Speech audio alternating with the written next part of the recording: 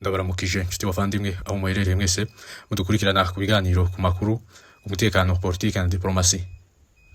Turi tariki 30 z'ukwezi kwa karindwi n'ibihumbi 2026.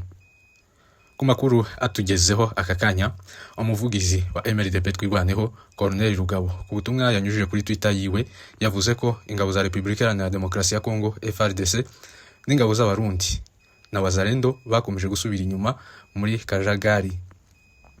Yongera kuvuga ko kugeza kuri ubu ngubu Kimete na Kabanja byafashwe ku buryo bwuzuye.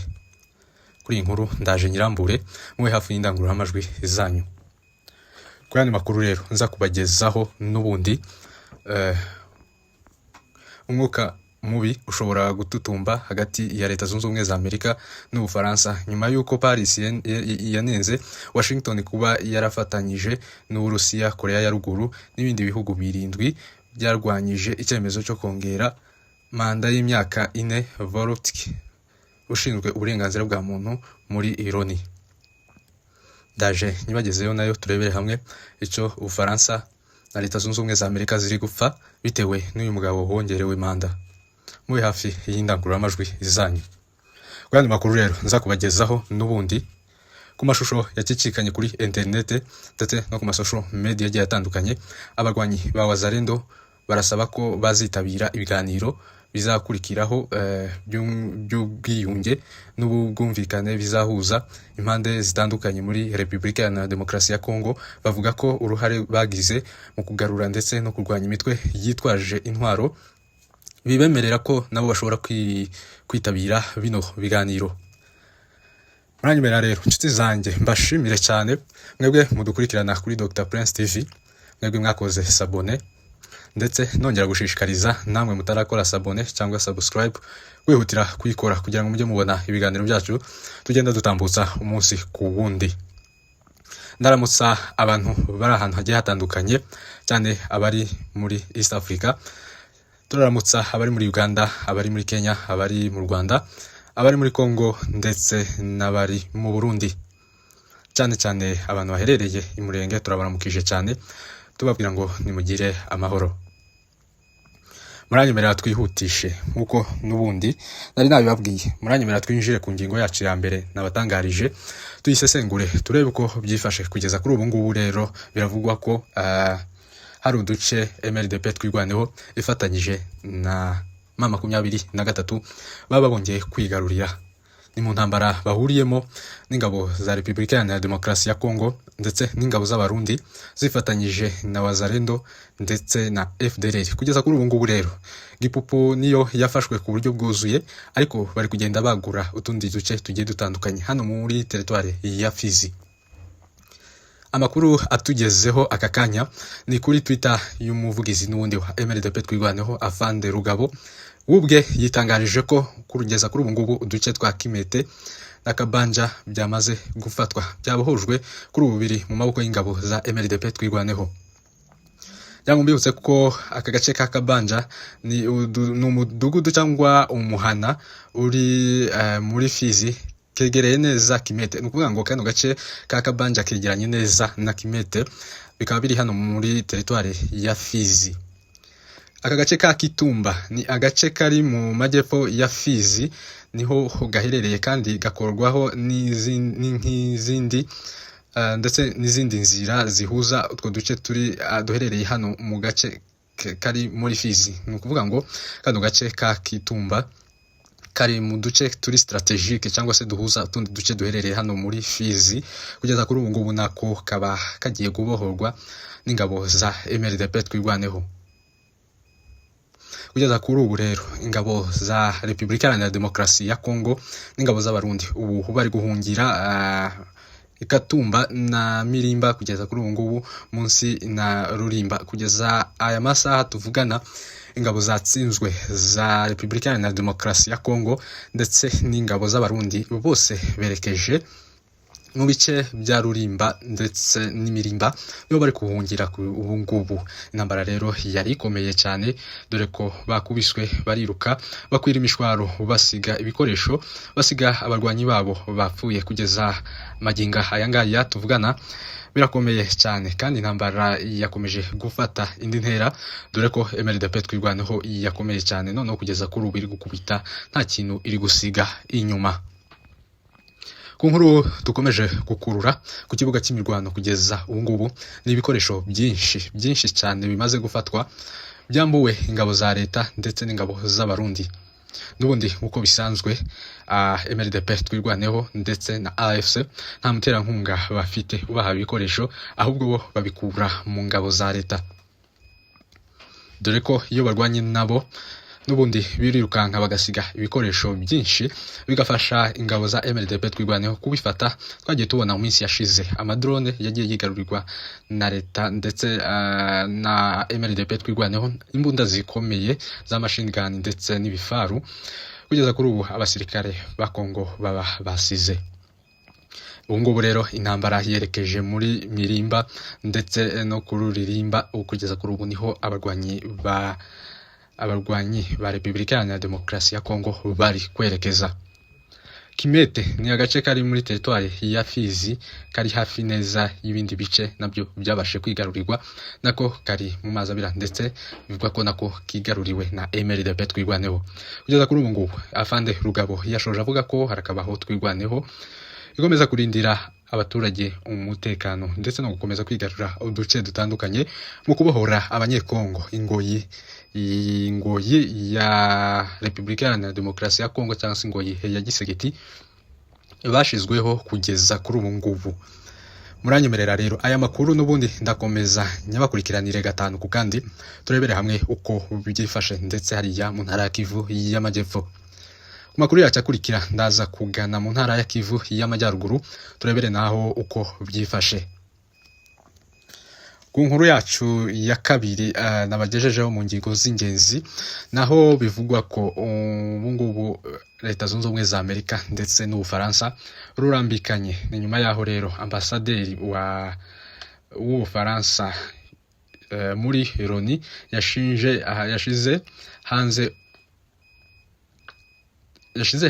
nyuma yaho ambasaderi w'Ubufaransa muri Loni yashize hanze ubutumwa bugira buti Amerika yari bandebereho mu bijyanye n'ubutegetsi ndetse n'ubugenzuzi bw'isi muri rusange, ariko kugeza ubu ngubu siko biri, isi ntikitinya habe namba. Ubu ni ubutumwa rero ambasaderi w'Ubufaransa yashize kuri Twitter yiwe. Yavuze ko rero Leta Zunze Ubumwe za Amerika mu gihe cyose yifatanyije n'Uburusiya, yifatanya na Korea ya Ruguru ndetse n'ibindi bihugu birindwi mu gushigikira icyemezo cyo kongera manda Volker Turk ushinzwe uburenganzira bwa muntu muri Loni. Nyuma yaho rero uyu mugabo akomeze gushwana n'Abafaransa cyane abasaba ko bareka komeza guteza intambara muri Afrika, hanze cyane muri bino bihugu bya Burkina Faso ndetse na Niger no muri Mali. Nyuma yaho rero Ubufaransa bwirukanywe muri ibi bihugu n'abategetsi ba Afrika bashaka revolution, harimo Capitaine Traoré ndetse n'abandi bayobozi b'ibyo bihugu. Nyuma y'ibi ngibi rero Ubufaransa bwakomeje kugerageza kwisubiza bino bihugu, dore ko kuri ubu ngubu biri gukorana n'Uburusiya, akaba aribwo buri kubacungira umutekano hano muri Burkina Faso ndetse no muri Niger no muri Mali bafatanyije n'ingabo zabo. Nyuma yaho abayobozi ndetse abategetsi bakaba n'abasirikare bateye amakudeta muri iki gihugu, vuba na bwango birukanye ingabo z'Abafaransa zerereye hano muri bino bihugu byo muri Afrika, ndetse bibabaza Ubufaransa ku buryo bukomeye, buvuga ko bwaba bwaragambaniwe n'Abarusiya, dore ko kugeza kuri ubu aribo baherereye muri ibi bihugu bari gufatanya n'ingabo z'ibihugu kurinda umutekano w'abaturage.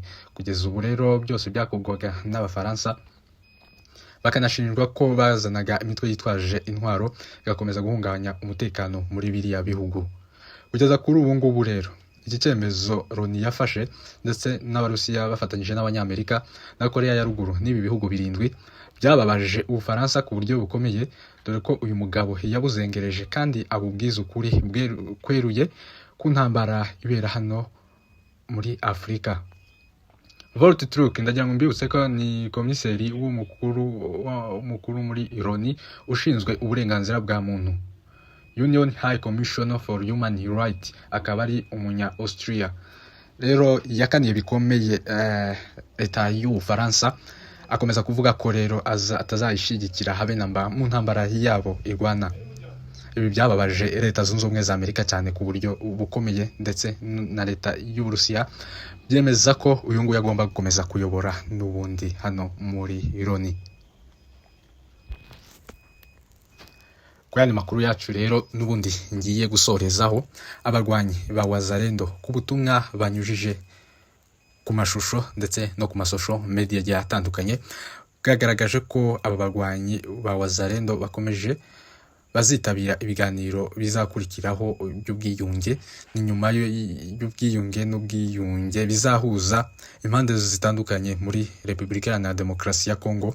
Bavuga ko uruhare bagize mu kurinda ndetse no kugarura umutekano no kurwanya imitwe yitwaje intwaro bihagije kugira ngo nabo bazabashe kuba bakwitabira ibiganiro.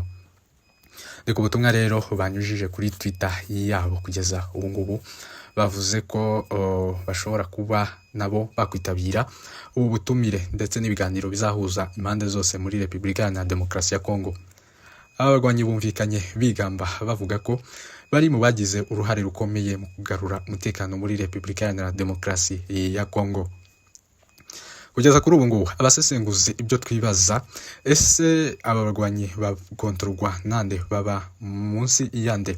Ibi ni bigaragaza akavuyo ndetse no kudashobora kw'ingabo za Repubulika Iharanira Demokarasi ya Kongo, aho harimo akavuyo gateye ubwoba. Ni gute abarwanyi bifata bagatangaza nk'ibi kandi bita ko bari munsi yo gukontorwa na leta ya Kinshasa? Barasa n'abarwanyi bigenga, dore ko bagiye bashinjwa kuba bahungabanya umutekano hano muri Repubulika Iharanira Demokarasi ya Kongo. Kandi bo nk'uko biyita abapatriote kugeza ubu ngubu, abantu benshi bababona ko nkaho ari nk'inyeshyamba, kandi abasirikare badafite ikinyamwuga batatojwe bakomeza kwambura abaturage utuntu twabo kugeza kuri ubu ngubu. Uyu ni umutwe washinzwe na Antoine Felix Tshisekedi Tshilombo nyuma yaho intambara zikomeje kukaza umurego mu majyepfo ya Kongo ndetse n'amajyaruguru z'intara ya Kivu y'amajyepfo n'intara ya Kivu y'amajyaruguru. Washinzwe rero mu rwego rwo kugira ngo ukomeze ufatikanye n'igisirikare cya leta mu kurwanya imitwe yitwaje intwaro. Ariko nk'uko twagiye tubibona mu minsi yatambutse, ahubwo nibo bakomeza guhungabanya umutekano hano muri Repubulika Iharanira Demokarasi ya Kongo. Dore ko kugeza kuri ubu abaturage babashinja ubwicanyi ndetse n'ubwambuzi bugiye butandukanye mu bice bigiye bitandukanye by'igihugu, bitwaje ko ari abasirikare kandi ari abapatriote bagamije gukomeza gufata neza ndetse no kurinda umutekano w'igihugu nk'uko bo babyibwira. Twabonye itangazo, ni ubutumwa basomeraga ku mashusho bafatwaga, tubibona mu itangazamakuru bigiye bitandukanye, bishongora ko bari bamwe mu bagaruye umutekano mu gihugu. Kugeza kuri ubu ngubu twibaza umutekano bagaruye ni uwuhe? Mu gihe cyose mu bice bari barimo babashije kuba babyirukanwamo n'ingabo za MLDP twirwaneho ndetse n'ingabo za AFC M23. Ibyo twibaza kugeza kuri ubu ngubu nk'abanyekongo, wayi uyu mutwe utabasha kuba wasenywa mu gihe cyose udakora ibintu mu mucyo kandi no ku murongo. Muri makeya urasa n'intwaro ikomeye cyane ya Antoine Felix Tshisekedi Tshilombo yifashisha mu gukomeza guhungabanya umutekano w'abaturage hariya muri Repubulika Iharanira Demokarasi ya Kongo. Nyamara bo bawita ko ngo ni umutwe w'abapatriote, umutwe ugamije kugarura umutekano muri Repubulika Iharanira Demokarasi ya Kongo. Uko twebwe tubibona siko habe namba, ahubwo ni umutwe ukomeje guhungabanya umutekano w'abaturage n'ituze ry'abaturage hano muri Repubulika Iharanira Demokarasi ya Kongo. Muranyemera nshuti zanjye, mbashimire mwebwe mwese mudukurikirana ku biganiro bya Dr Prince TV, mbabwira ngo nahakagaruka turakomeza tubagezaho amakuru ari update kandi amakuru agezweho ari gukomeza avugwa muri aka kanya. Muranyemera mbabwire ngo ciao ciao, nahakagaruka.